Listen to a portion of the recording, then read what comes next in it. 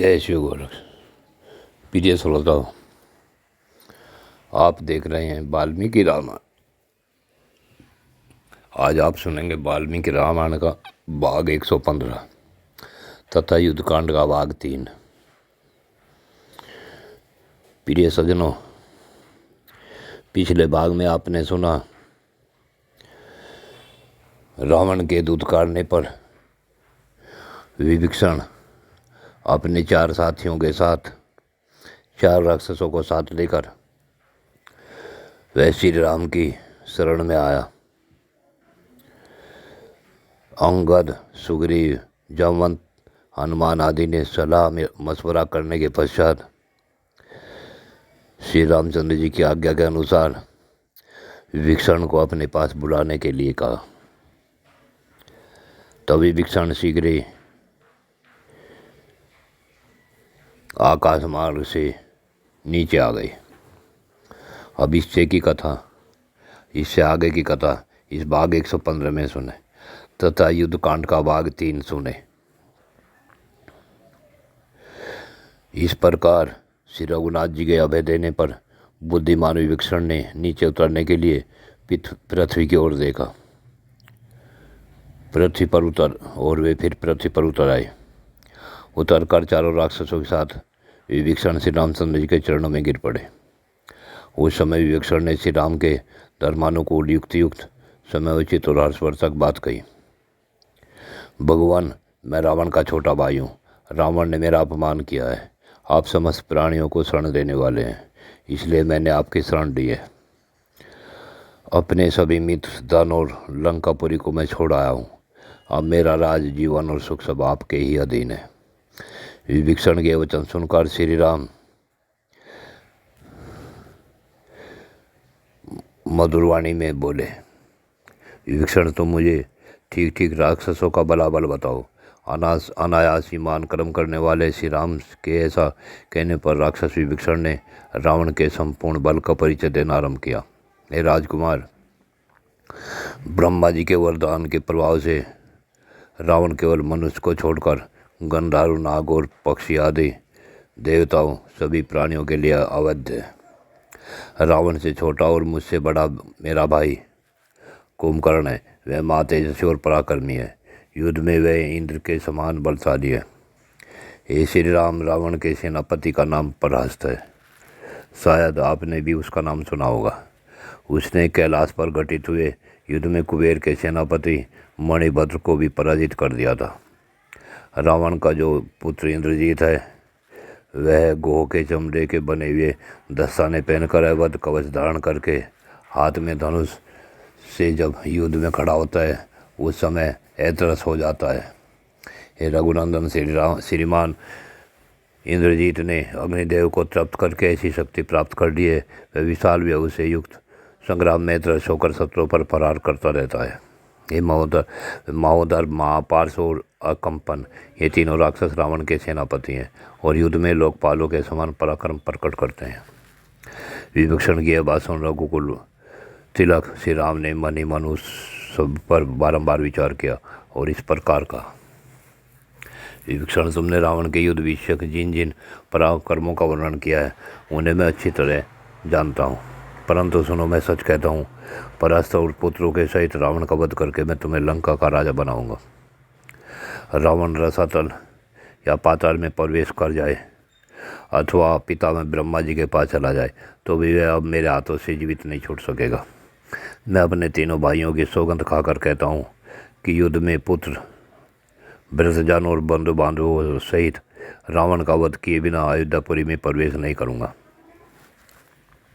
श्री राम जी के ये वचन सुनकर विभीषण ने मस्तक झुकाकर उन्हें प्रणाम किया और फिर इस प्रकार कहा, हे प्रभु, राक्षसों के संहार में और लंकापुरी पर आक्रमण करके उसे जीतने में मैं आपकी यथाशक्ति सहायता करूंगा तथा प्राणों की बाजी लगाकर युद्ध के लिए रावण की सेना में भी प्रवेश करूंगा। विभीषण के ऐसा कहने पर श्री राम ने उन्हें हृदय से लगा लिया और प्रसन्न होकर लक्ष्मण से कहा, दूसरों को मान देने वाले सुमित्रानंदन, तुम समुद्र से जल ले आओ और उसके द्वारा इन परम बुद्धिमान राक्षस राज विभीषण को लंका के राज पर शीघ्र अभिषेक कर दो। मेरे प्रसन्न होने पर इन्हें यह उत्तम लाभ मिलना ही चाहिए। उनके ऐसा कहने पर लक्ष्मण ने मुख वानरों के बीच महाराज श्री राम के आदेश से विभीषण का राक्षसों के राजा के पद पर अभिषेक कर दिया। उसके बाद हनुमान और सुग्रीव ने विभीषण से पूछा, राक्षस राज, हम सब लोग इस अक्षोभ समुद्र की महाबली वानरों की सेनाओं के साथ किस प्रकार पार कर सकेंगे? इस प्रकार पूछने पर विभीषण ने उत्तर दिया, रघुवंशी राजा श्री राम को समुद्र की शरण लेनी चाहिए। इस अपार महासागर को राजा सगर ने खुदवाया था। श्री रामचंद्र जी सागर के वंशज हैं, इसलिए समुद्र को इनका काम अवश्य करना चाहिए।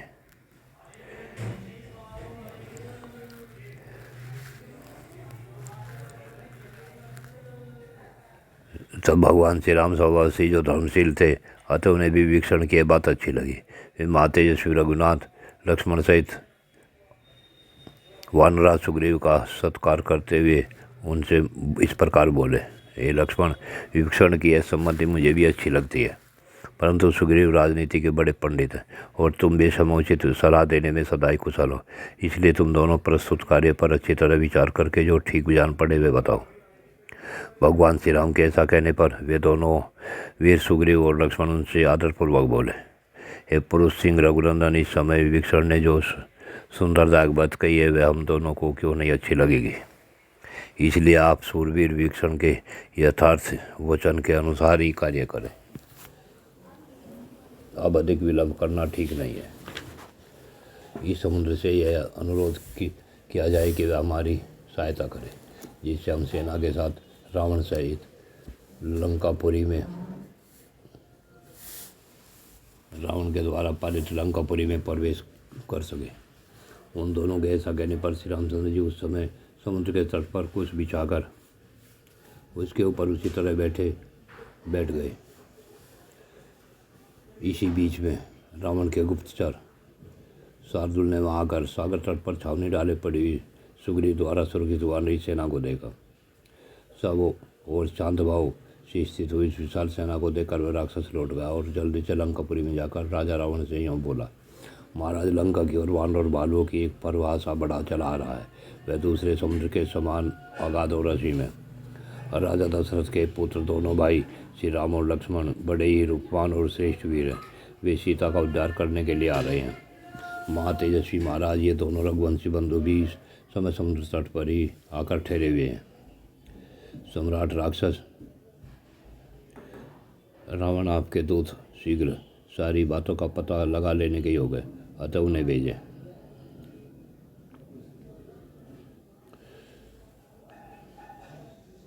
तत्पश्चात जैसा उचित समझे वैसा करे। चाहे सीता को लौटा दे, चाहे सुग्रीव से मीठी मीठी बात करके उन्हें अपने पक्ष में मिला दे, अथवा सुग्रीव और श्री राम में फूट डालवा दे।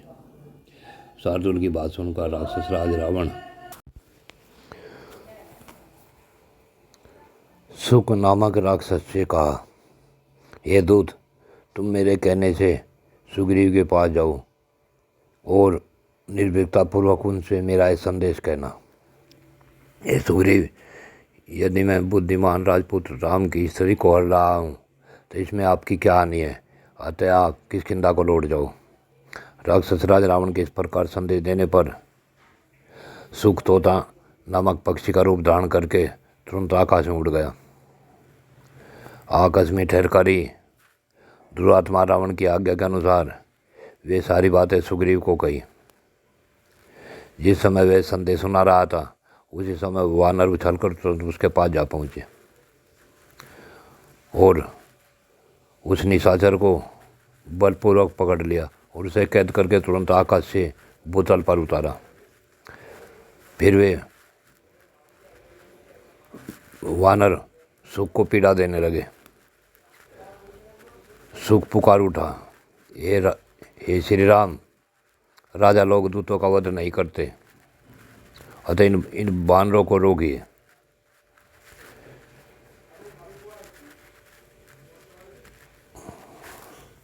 सुख के वचन और विलाप को सुनकर श्री राम ने उसे पीटने वाले वानरों को पुकार कर कहा, इसे मत मारो।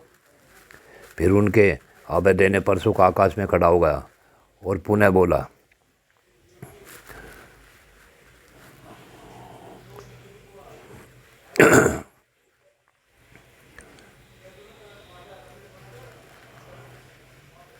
मान बल और पराक्रम से युक्त शक्तिशाली सुग्रीव, रावण को मुझे आपकी ओर से क्या उत्तर देना है। तब सुग्रीव ने कहा, तुम रावण से इस प्रकार कहना, वध के योग रावण, तुम न तो मेरे मित्र, न दया के पात्र, न मेरे उपकारी, न मेरे प्रिय व्यक्तियों में से कोई हो। भगवान श्री राम के शत्रु हो, इस कारण अपने सगे बंधु बांधवों सहित तुम बाली की भांति मेरे लिए वध हो। हे रावण, मैं पुत्र बंधु और कुटुंबजनों सहित तुम्हारा संहार करूंगा और बड़ी भारी सेना के साथ आकर समस्त लंकापुरी को भस्म कर डालूंगा।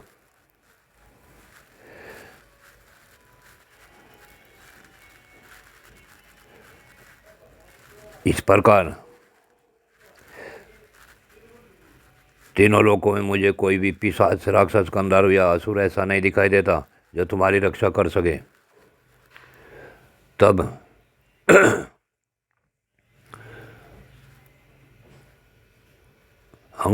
बाली कुमार अंगद ने कहा, महाराज, मुझे तो यह दूत नहीं कोई गुप्तचर प्रतीत होता है।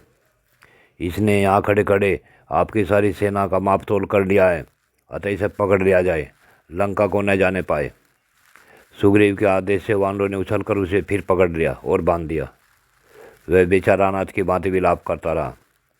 वानरों से पीड़ित हो सुग ने श्री राम को बड़े जोर से पुकारा, हे प्रभु, मेरी यहाँ आगे फोड़ रहे हैं, मुझे बचाइए। उस समय वह विलाप सुनकर श्री राम ने उसका वध नहीं होने दिया। उन्होंने वानरों से कहा, छोड़ दो, यह दूत होकर ही आया था। उसके बाद श्री राम ने समुद्र के तट पर कुशा बिछा दी और हाथ जोड़कर पूर्वाभिमुख वहाँ लेट गए। इस प्रकार जब उन्हें लेटे लेटे वहाँ 3 रातें व्यतीत हो गई, तब श्री राम समुद्र पर कुपित हो उठे और पास ही खड़े हुए लक्ष्मण से इस प्रकार बोले,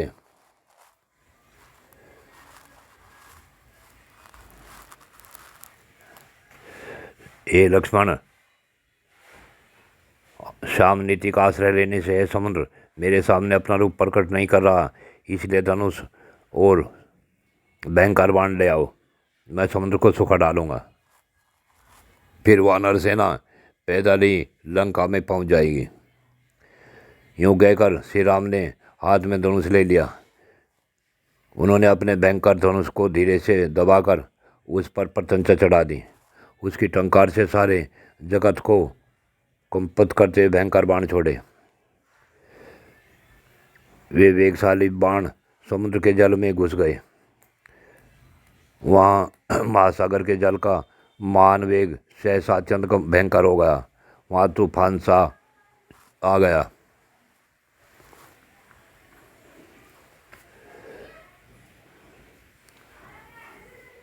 उसके बाद श्री राम के रोज से लंबे सांस लेते अपने भयंकर धनुष को पुनः खींचने लगे। यह देख लक्ष्मण उछलकर उनके पास जा पहुँचे और बस अब नहीं ऐसा कहते हुए उन्होंने उनका धनुष पकड़ लिया और फिर बोले, भैया, आप वीर शिरोमणि हैं, इस समुद्र को नष्ट के बिना भी आपका कार्य संपन्न हो जाएगा। आप जैसे महापुरुष क्रोध के अधीन नहीं होते। इसी समय महर्षि और देवर्षियों ने भी, हाँ, यह तो बड़े कष्ट की बात है, ऐसा कहते हुए अब नहीं कहकर बड़े जोर से कोलाहल किया। तब श्री राम ने समुद्र के कठोर शब्दों में समुद्र से कहा, महासागर, आज मैं पाताल सहित तुझे सुखा डालूंगा। यूँ कहकर श्री राम ने एक ब्रह्मदंड के समान भयंकर बाण को ब्रह्मास्त्र से अभिमंत्रित करके उसे अपने श्री धनुष पर चढ़ा दिया। रघुनाथ के द्वारा से उस धनुष के खींचे जाते ही पृथ्वी और आकाश मानो फटने लगे और पर्वत डगमगा उठे।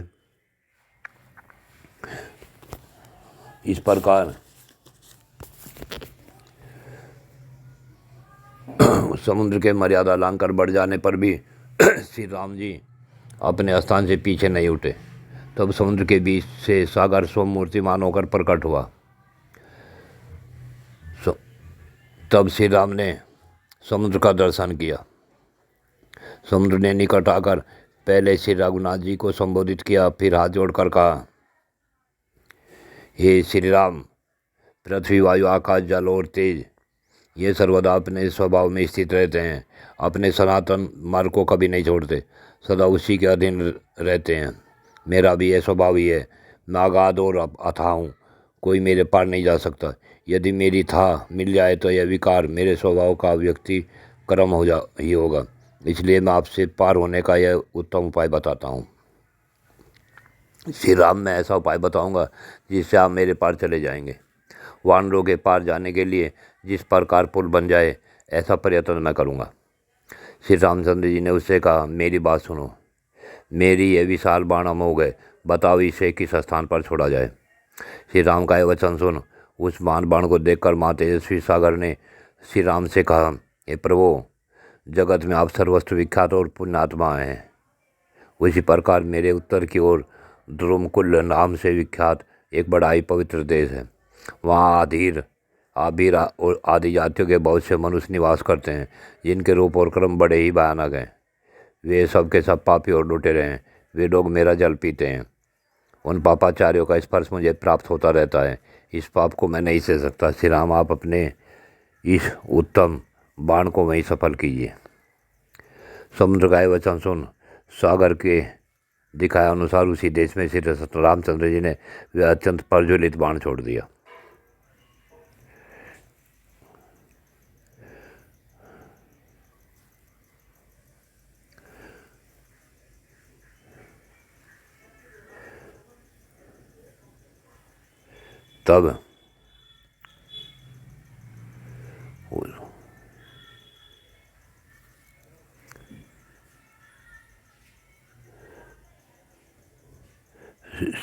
तब से श्री राम के वरदान से वे मरुप्रदेश इस तरह से बहुसंख्या गुणों से संपन्न हो सबके लिए मंगलकारी मार्ग बन गया। समुद्र ने शास्त्र ज्ञाता श्री राम से कहा, सोम, आपकी सेना में जो है नल नामक कांतिमान वानर है, विश्वकर्मा का पुत्र है। इसे इसके पिता ने यह वर दिया है कि तुम मेरे ही समान समस्त शिल्पकारों में निपुण होगे। आप भी तो इस विश्व के सृष्टा विश्वकर्मा हैं। इस नल के हृदय में आपके प्रति बड़ा प्रेम है। यह महान उत्साही वानर अपने पिता के समान ही शिल्पकर्म में समर्थ है। अतः यह मेरे ऊपर पुल का निर्माण करे, उस पुल को मैं धारण करूँगा। योग कहकर समुद्र दर्श होगा। तब वानर श्रेष्ठ नर उठकर महाबली भगवान श्री राम से बोला, हे प्रभु, मैं पिताजी की दी हुई शक्ति को पाकर इस विस्तृत समुद्र पर सेतु का निर्माण करूँगा। मैं महासागर पर पुल बांधने में समर्थ हूँ। अतः सब वानर आज ही पुल बांधने का कार्य आरंभ कर दें। तब श्री राम के भेजने से लाखों बड़े बड़े वानर हर्ष और उत्साह से भरकर सब और उछलते हुए गए और बड़े बड़े जंगलों में घुस गए। वे विशालकाय वानर पर्वत शिखरों और वृक्षों को तोड़ देते और उन्हें समुद्र तक खींच कर ले आते। वे श्रेष्ठ वानर वहाँ के वृक्षों को जड़ से उखाड़ लाते या उनके ऊपर से भी तोड़ लाते थे।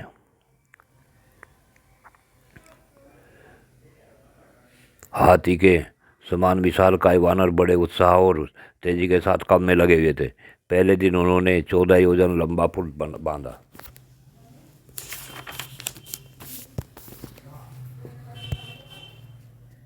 फिर दूसरे दिन भयंकर शरीर वाले महाबली वानरों ने तेजी से काम करके 20 योजन लंबा पुल बांध दिया।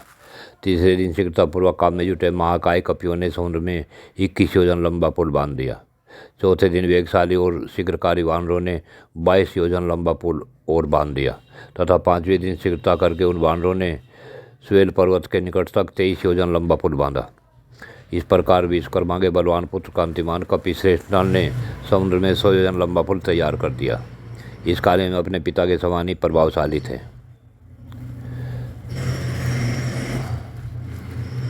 नल के बनाए 100 योजन लंबे और 10 योजन चौड़े उस पुल को देवताओं और गंधर्वों ने देखा, जिसे बनाना बहुत ही कठिन काम था। धीरे धीरे वानरों की सेना नल के बनाए उस पुल से समुद्र के उस पार पहुंच गई। राजा सुग्रीव ने फल फूल और जल की अधिकता देख सागर के तट पर ही सेना का पड़ाव डाला।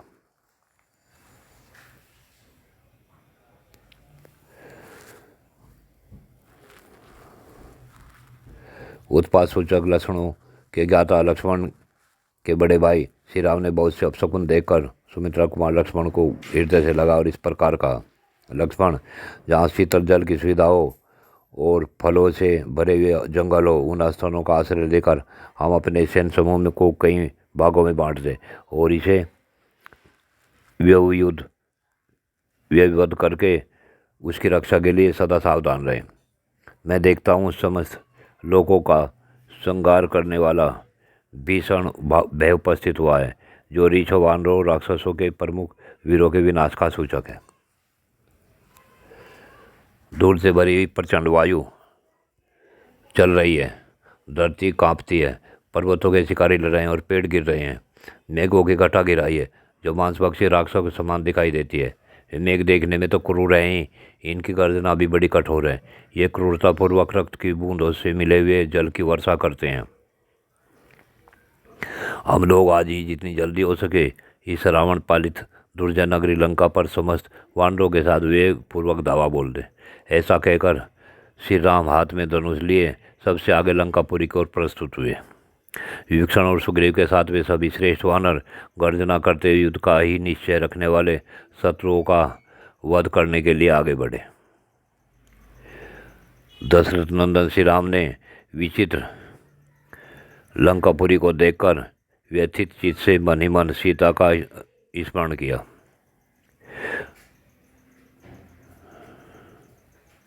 वे भीतर ही भीतर कहने लगे, हाय, यही वह मृगलोचना सीता रावण के कैद में पड़ी है।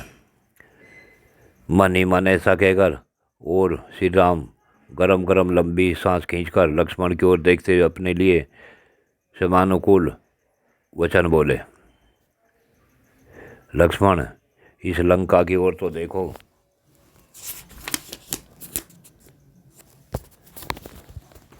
इसके श्वेत एवं सघन विमानाकार भवनों ने भगवान विष्णु के चरण स्थापन का स्थानभूत आकाश आच्छादित सा हो गया। श्री राम ने लक्ष्मण से ऐसा कहा और युद्ध के शास्त्रीय नियमानुसार सेना का विभाग किया। उस समय श्री राम ने वानर सैनिकों को यह आदेश दिया कि इस विशाल सेना से अपनी सेना को साथ लेकर दुर्जय एवं पराक्रमी वीर अंगद नील के साथ वानर सेना के पुरुष व्यूह में हृदय के स्थान में स्थित हो। इसी तरह रितंब नामक वानर कपियों के समुदाय से घिरे हुए रहकर इस वानर वाहिनी के दाहिने पार्श्व में खड़े रहे। जो गंधहस्ती के समान दुर्जय और वेगशाली है, वे कपि गंधमादन वानर सेना के वाम पार्श्व में खड़े हों। मैं लक्ष्मण के साथ सावधान रहकर इस व्यूह के मस्तक के स्थान में खड़ा होऊंगा। जामवान, सुसेन और वानर वेगदर्शी, ये तीन महामनीषी वीर जो रीछों की सेना के प्रधान हैं, वे सैन्य व्यूह के कुक्षी भाग की रक्षा करें। वानरराज सुग्रीव वानर वाहिनी के पिछले भाग की रक्षा में उसी प्रकार लगे रहे जैसे तेजस्वी वरुण इस जगत की पश्चिम दिशा का संरक्षण करते हैं। उसके बाद श्री राम ने सुग्रीव से कहा, हम लोगों ने अपनी सेनाओं को सुंदर ढंग से विभक्त करके उन्हें व्यूहबद्ध कर लिया है, अतः अब इस सुख को छोड़ दिया जाए। रामचंद्र जी का वचन सुन महाबली वानर राज ने अपने आदेश से रावण दूत सुख को बंधन मुक्त करा दिया। रामचंद्र जी की आज्ञा से छुटकारा पाकर वानरों से पीड़ित होने के कारण अत्यंत भयभीत हुआ सुख राक्षस राज के पास पहुंचा। उस समय रावण ने हंसते हुए से सुख से कहा, ये तुम्हारी दोनों पाँखें बांध क्यों दी गई हैं? इससे तुम इस तरह दिखाई देते हो मानो तुम्हारे पंख नोच लिए गए हों। तब उसने कहा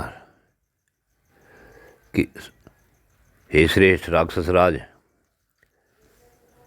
मैंने समुद्र के उत्तर तट पर पहुंचकर आपका संदेश बहुत सफल शब्दों में मधुर वाणी द्वारा सुनाया, किंतु मुझ पर दृष्टि पड़ते ही कुपुत वानरों ने उछलकर मुझे पकड़ लिया, गुस्से से मारने पाँखें नोचना आरंभ किया।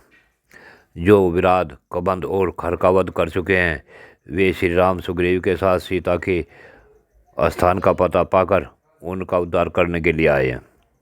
वे रघुनाथ जी समुद्र पर पुल बांध लक्ष्मण लवण सागर को पार करके राक्षसों को तिनकों के समान समझकर धनुष हाथ में लिए हुए यहाँ पास ही खड़े हैं।